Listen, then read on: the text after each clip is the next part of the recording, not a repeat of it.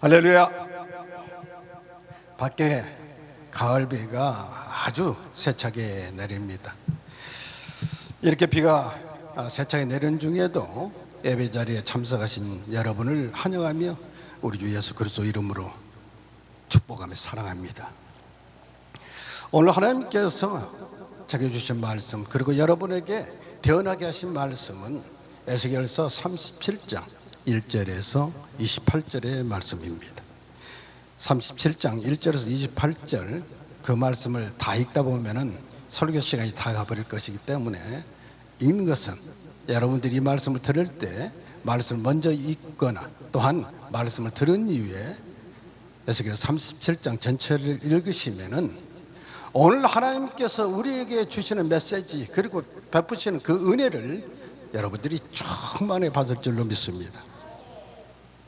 에스겔 37장은 여러분들이 아시겠지만은 에스겔이 하나님의 영에 이끌려서 골짜기로 갔습니다. 그 골짜기에서 두 가지 환상을 보는데, 하나는 37장 1절에서 14절 말씀에 골짜기에 널브러져 있는 마른 뼈들, 그 마른 뼈들이 살아나는 환상을 보게 되고, 그리고 37장 15절에서 28절 말씀은 두 막대기가 하나 되는 환상을 보게 됩니다.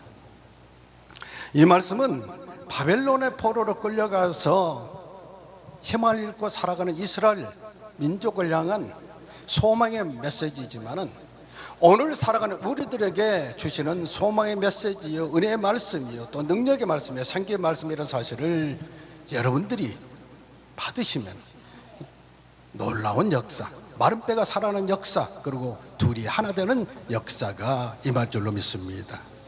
그리고 또한 에스겔에게 하나님께서 주신 사명, 그 사명이 우리에게 주신 사명이라는 사실을 깨닫게 될 것이라는 것을 여러분도 말씀을 받는 중에 아시게 될 것입니다.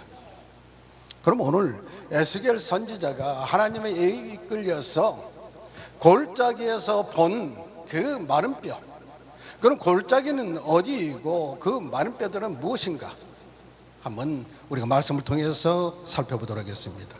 에스겔서 37장 11절을 보면은 또 내게 이르시되 인자야 이 뼈들은 이스라엘 온 족속이라. 그들이 이르기를 우리의 뼈들이 말랐고 우리의 소망이 없어졌으니 우리는 다 멸종되었다 하느니라. 아멘. 이 말씀 보면은 뼈들이 정말로 죽어서 완전히 말라버려 썩어지고 말른 그런 뼈들이 아니라 소망을 잃어버려 바벨론의 포로로 잡혀가서 희망을 잃어버리고 소망을 잃어버린 이스라엘 백성들을 향하시는 말씀이라는 사실입니다. 그렇다면 그 골짜기는 어디가 되겠습니까? 바벨론이 바로 골짜기입니다. 지금의 우리에게는 이 땅, 지금 우리가 살아가고 있는 이 세상이 바로 골짜기인 것입니다. 그리고 마른 뼈들은 그야말로 예수님을 알지 못하고 소망 없이 살아가는 그러한 영혼들이 바로 마른 뼈가 될 것입니다. 오늘 또 세상은 소망을 잃어버린 사람들로 가득 차 있습니다. 겉으로는 풍성해 보이고 멀쩡해 보이고 경제적으로는 풍요로워 보일지라도 속마음은 골아서, 그리고 마음은 공허해서 괴로움에 시달리고, 그리고 마음에서 평화를 잃어버리고 늘 고민하고 세상 것에 대한 탐심으로 인해서 마음이 지옥이 되는 사람들이 많이 있습니다. 바로 이런 사람들이 바로 에스겔 골짜기 마른 뼈다귀 되는 것입니다. 겉으로는 웃고 있어도 속으로 울고 있는 영혼들이 얼마나 많이 있습니까? 이와 같이 오늘 말씀하는 에스겔이 하나님의 영에 이끌려서 이끌려갔던 그 골짜기는 특정한 장소가 아닙니다. 특정한 지형이 아닙니다. 산이 높고 골짜기가 깊은 그러한 골짜기가 아닙니다. 바로 우리가 살아가는 죄악이 창궐한 이 세상이 골짜기입니다. 동시에 예수님을 알지 못하고 힘없이 살아가는 사람들, 그러한 사람들이 사는 삶이 마른 뼈다귀 같은 그러한 영혼들이라는 것을 우리는 말씀을 들어서 깨닫게 되는 것입니다. 뿐만 아니라 비록 교회 안에 있을지라도 마음이 메발라버린 우리 자신이 마른 뼈다귀일 수 있다는 사실을 기억하시기 바랍니다. 하나님의 에셀에게 묻습니다. 인자야, 이 뼈들이 늘 살 수 있겠느냐고. 37장 3절에서 에셀에게 물으는데 에스겔은 주 여호와여, 주께서 아시나이다. 이 얘기는 나는 할 수 없지만 하나님께서는 하실 수 있나이다라는 믿음의 고백인 것입니다. 우리들에게도 혹시 물은다면 요즘 세대 사람들은 하나님 저한테 묻지 마시고 그냥 AI한테 물어보시는 게 어떻습니까 하고 대답할지도 모르겠습니다. 그러고는 주께서 하시나이다 하고 믿음의 고백을 하기 전에 AI에게 야, 이 뼈들이 살아나겠느냐 하고 물어볼지도 모릅니다. 그러나 하나님이 요구하시는 것은 우리의 믿음의 고백이라는 사실을 기억하셔야 될 것입니다. 사랑하는 성도 여러분, 마른 뼈는 결코 스스로 살아날 수가 없습니다. 누군가의 손길, 누군가의 기도, 또한 무엇보다도 하나님의 말씀이 선포되어질 때 살아나는 역사가 있다는 사실을 기억해야 될 것입니다. 그래서 하나님께서는 37장 4절에서 에셀에게 명하십니다. 또 내게 이르시되 너는 이 모든 뼈에게 대언하여 이르기를 너희 마른 뼈들아 여호와의 말씀을 들을지어다. 아멘. 그래서 오늘 말씀의 제목을 마른 뼈들아 살아나라, 그리고 두 막대기는 하나가 되라는 제목으로 하나님의 말씀을 대언하고 있습니다. 하나님께서 마른 뼈를 대언하라고 했을 때 표준 세번역 보면 37장 9절에서 에스겔은 생기를 향하여 대언하라고 할 때 표준 세번역의 성경에는 너 생기야, 사방에서부터 불어와서 이 살해당한 사람들에게 불어서 그들이 살아나게 하라. 10절에 보면 생기가 그들에게 들어가며 그들이 곧 살아나서 큰 군대가 되었다고 말합니다. 하나님 말씀이 선포될 때 생기가 들어가야 살아나는 역사가 나타납니다. 여기서 생기는 여러분들이 잘 아시는 창세기 2장 7절에서 하나님께서 땅의 흙으로 사람을 지으시고 그 코에 생기를 불어넣을 때 사람이 생명이 되었다는 그 생기, 그 생기, 창조의 생기입니다. 오늘 회복되지는 생기, 이 역시도 하나님의 생기입니다. 그리고 사도행전 2장에서 마가의 다락방에 임하는 성령, 그것도 하나님의 생기입니다. 하나님의 숨, 하나님의 영, 하나님의 숨, 하나님의 영이 죽어있는 영에 들어갈 때 살아나는 역사가 나타나는 사실을 기억하시기 바랍니다. 사람이 스스로 살릴 수는 없습니다. 오늘 설교를 하는 이 종이 살릴 수 없습니다. 또한 전도자, 에스겔 같은 전도자가 살 수는 없습니다. 그러나 그 말씀을 들고 나가서 전하는 전도자가 결코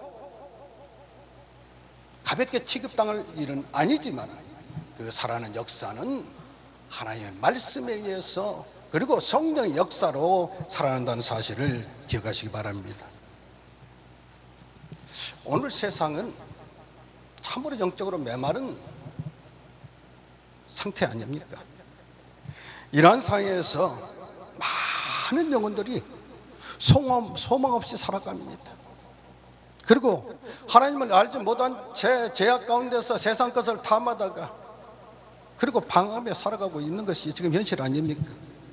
그들에게 필요한 것은 바로 에스겔을 통해서 하나님의 말씀을 대언하게 했던 것처럼 우리들을 통해서 하나님의 말씀을 대언하게 하신 그 하나님의 부르심에 우리가 응답해야 될 것이고 우리는 말씀을 들고 나가서 그들에게 증거해야 된다는 사실입니다. 그럴 때 말씀이 선포되어질 때 죽어가던 영혼들이 살아나는 역사가 나타나는 것입니다. 우리 그러므로 우리에게 주어진 사명, 에스겔에게 여호와의 말씀을 대언하라고 했던 그 말씀대로 우리는 하나님의 말씀을 나가서 대언해야 됩니다. 아직도 죽어가는 영혼들, 그들을 향해서 우리는 말씀을 전해야 될 것입니다. 그럴 때 죽은 영혼이 살아나고 교회는 하나님의 큰 군대로 일어날 줄을 믿으시기 바랍니다. 혹시라도 오늘 말씀을 듣는 여러분 중에 기도가 메마르고 찬송이 메마르고 그리고 사랑이 메마르고 성경이 담을 쌓고 믿음의 기쁨이 사라졌다면 바로 여러분의 마음이 골짜기요, 여러분이 바로 마른 뼈다귀 같은 심령의 상태인 것입니다. 따라서 에스겔서 37장 14절에서 내가 또 내 영을 너희 속에 두어 너희가 살아나게 하고, 그리고 후반절에 보면 너희가 내가 여호와인 줄을 알게 하리라. 말씀이 선포되고 성령이 함께할 때 죽은 자는 살아납니다. 하나님께서는 죽이기도 하시고 살리기도 하시고 찢기도 하시고 깨매기도 하시고 넘어뜨리기도 하시고 일으키기도 하시는 하나님이시라는 사실을 우리 모두 알고 있는 사실 아니겠습니까? 그렇다면 이와 같이 죽어가는 영혼들, 메말라가는 영혼들을 살릴 수 있는 것은 내가 아니라 하나님 말씀이요, 하나님 말씀이 선포될 때 하나님의 성기 성령의 역사가 일어날 때 죽어가던 영혼들이 다시 살아나고 회복되어진다는 사실을 기억하시고 맡은 바 사명, 즉 말씀을 선포하고 전하는 일에 매진하시길 바랍니다.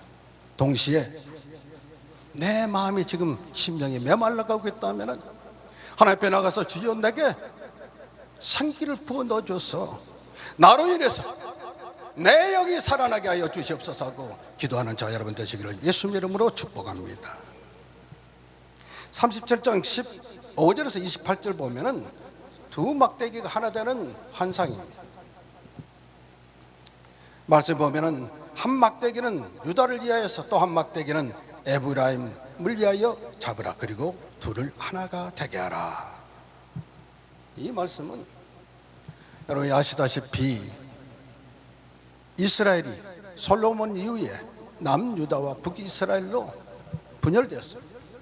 남유다는 르호보암을 왕으로 통치했고 북이스라엘은 여로보암이 왕으로 통치를 했습니다.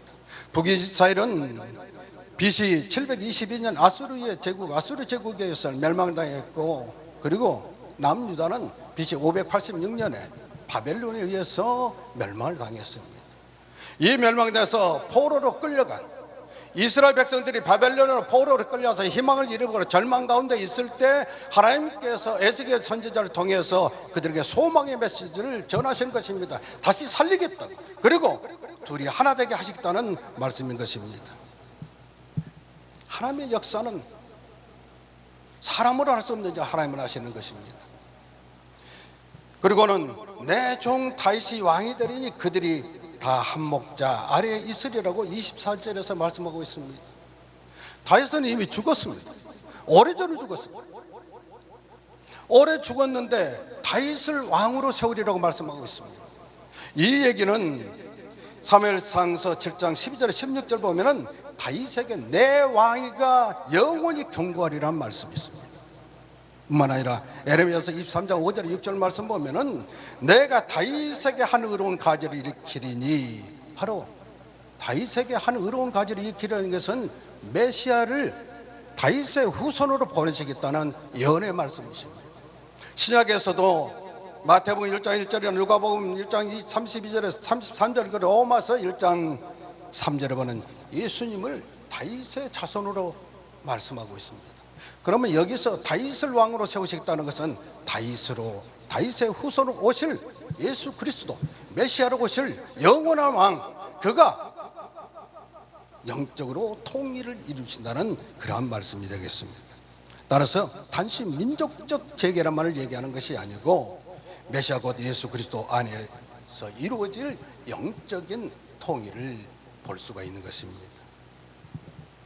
그리고 37장 20절 보면 내 성소가 그들 가운데 영원히 있으리니 내가 그들의 하나님이 되고 그들은 내 백성이 되리라. 아멘. 우리 이 말씀을 통해서 우리의 지금의 현실을 바라볼 수 있어야 됩니다. 이 지구상의 유일한 분단국가로 우리 민족이 지금 남과 북으로 갈려진 지 70년이 흐르고 있습니다. 이런 상태에 있는, 즉 하나의 막대기가 두 막대기로 갈라져 있습니다. 솔로몬에 의해 이스라엘이 남유다 북이스라엘로 갈라진 것처럼 갈라져 있는 상태입니다. 이러한 갈라져 있는 상태, 이스라엘을 하나로 다시 연합하게 하신 그 하나님께서 역사하시면 이 민족의 통일의 역사가 이루어질 것을 우리는 믿고 바라며 또한 소망 가운데 하나님 앞에 날마다 부르짖어 기도해야 될 것입니다. 한 민족이만 있지만 갈라져서 끊임없이 서로를 헐뜯고 그리고 긴장 속에 살고 있습니다. 총불을 서로 겨누고 적으로 살고 있지 않습니다. 이러한 민족이 정치적으로 문화적으로 사회적으로 통합이 되고 이루어진다는 것은 얼마나 요원할지 우리는 알 수가 없습니다. 사람의 힘으로는 알 수 없지만 그러나 하나님은 하실 수 있다는 사실을 기억하시기 바랍니다. 하나님께서 역사하시면은 그것이 언제일지는 모르지만 하나님의 방법으로 이 나라 민족도 두 막대기가 하나 된 것처럼 통일의 역사가 이루어질 것을 믿으시고 바라고 또한 우리는 그 통일을 위해서 하나님 앞에 믿음으로 기도해야 될 것입니다. 따라서 복음 안에서 진정한 통일이 이루어질 것을 믿으시고 그날이 속히 오기를 우리는 하나님 앞에 날마다 부르짖어 기도해야 합니다. 그냥 해보는 것이 아니라 우리가 구할 때 하나님께서 역사하시면 이 땅에 진정한 평화가 이루어진다는 사실을 믿으시고 남유다와 북이스라엘을 하나로 통일을 시키신 하나님, 흩어졌던 민족을 하나로 연합하게 하신 하나님, 그 하나님께서 우리 민족도 하나 되게 하실 것이고 남북이 통일돼서 이 민족이 세계 평화와 성교를 위해서 크게 사용되질 수 있는 하나님의 나라가 된다는 사실을 기억하시고 우리 함께 기도합시다. 사랑하는 성도 여러분, 우리 주변에 마른 뼈들이 얼마나 많이 있습니까?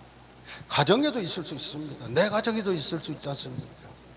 직장과 가정 그리고 내 이웃, 거기에 아직도 주님을 알지 못하고 주님을 알지 못하고 하나님을 믿지 못해서 세상에 제약된 세상에서 그냥 방황하며 살아가는 그 영혼들, 그들에게 우리가 에스겔이 하나님의 말씀을 대언한 것처럼 우리가 제2의 제3의 에스겔에 대해서 하나님의 말씀을 대언해야 될 것입니다. 말씀을 전할 때 마른 뼈들이 움직이고 힘줄이 돋고 살이 채워지고 그리고 거죽이 입혀지는 것처럼 말씀을 증거할 때 심령이 변화가 일어나고 우리의 메말랐던 심정, 기도가 다시 불꽃처럼 타오르고 찬송이 메말랐던 찬송이 우리가 목소리 높여 하나님을 찬송할 때 천군 천사가 춤을 추는 놀라운 역사가 그리고 메말랐던 우리 심령 가운데 사랑이 샘솟듯이 그리고 하나님 앞에 나아가면은 그것이 무슨 일인지 모르게 그저 웃음이 나고 기쁨, 그러한 심령의 상태, 평안이 임하는 상태, 그러한 상태로 변화될 줄로 믿으시기 바랍니다. 또한 우리는 소망의 통일의 소망을 품고 하나님 앞에 기도해야 됩니다. 통일은 말씀드렸던 정치가 아닌 하나님의 뜻에 의해서 이루어질 때 진정한 통일이 이루어지고 다시는 둘로 갈라지지 않는 하나님께서 이스라엘 백성들에게 약속했던 말씀대로 다시는 둘로 갈라지지 않고 온전하게 하나로 되는 놀라운 역사가 이루어질 것입니다. 우리가 기도할 때 남과 북에 가로막혔던 담이 허물어질 줄 믿으시기 바랍니다. 한 목자에서 예수 그리스도 안에서 놀랍게도 하나 될 날이 가까이, 우리가 하나님 앞에 더 부르짖어 기도할수록 그 날이 하루라도 더 가까이 다가온다는 사실을 믿으시고 통일을 위해서 기도하는 자 여러분 되시기를 예수 이름으로 축복합니다. 또 더 나아가서 우리 교회 공동체 안에서도 마음이 서로 갈라져서 등을 돌리고 있는 사람들이 없잖아 있습니다. 서로 등을 돌린 이가 있다면 말씀 안에서 화해하고 또한 하나 되는 역사가 일어나시기를 주님의 이름으로 축원합니다. 교회가 하나 될 때 세상은 우리를 통해서 그리스도를 보게 된다는 것입니다. 우리가 하나님 믿는다면서 늘 갈등하고 분열하고 한다면 세상 사람들이 보여줄 것이 없습니다. 그러므로 우리는 그리스도 안에서 하나 되어야 되고 연합되어야 되고 통일되어야 된다는 것입니다. 가정이 하나 되어야 되고 교회가 하나 되고 사회가 하나 되고 민족이 하나로 되어져야 된다는 사실을 기억하시고 그 일을 위해서 주여 내가 기도하겠습니다, 주여 내가 말씀을 대언하겠습니다 라고 하나님 앞에 결심하고 결단하는 자 여러분 되시기를 예수 이름으로 축복합니다. 이제 말씀을 했습니다. 에스겔이 하나님의 말씀을 대언할 때 마른 뼈가 살아난 것처럼 우리가 복음을 전파할 때 이 땅에 죽은 영혼들이 살아날 것이란 믿음을 가지시기 바랍니다. 내가 전한다고 뭐가 되겠어? 내가 전한다고 뭐가 되는 것이 아닙니다. 내가 전할 때 사방의 생기가, 즉 성령이 그 심령 가운데 들어가서 임재하심으로 말미암아 변화가 일어난다는 사실입니다. 죽었던 믿음이 다시 살아난 역사가 나타난 것입니다. 마른 뼈가 살아나듯이 그 믿음이 다시 살아나고 기쁨이 살아나고 행복이 살아나고 사랑이 살아나는 것입니다. 그러므로 다시 한번 우리 다짐합시다. 주님, 내가 에스겔처럼 주님의 말씀을 대언하겠습니다. 그리고 제가 통일을 위한 기도 일꾼이 되겠습니다. 그리고 하나됨을 이루는 도구가 되겠습니다 라고 결심하고 결단하고 하나님 앞에 나아가는 저 여러분 되시기를 예수 이름으로 축복합니다. 아멘.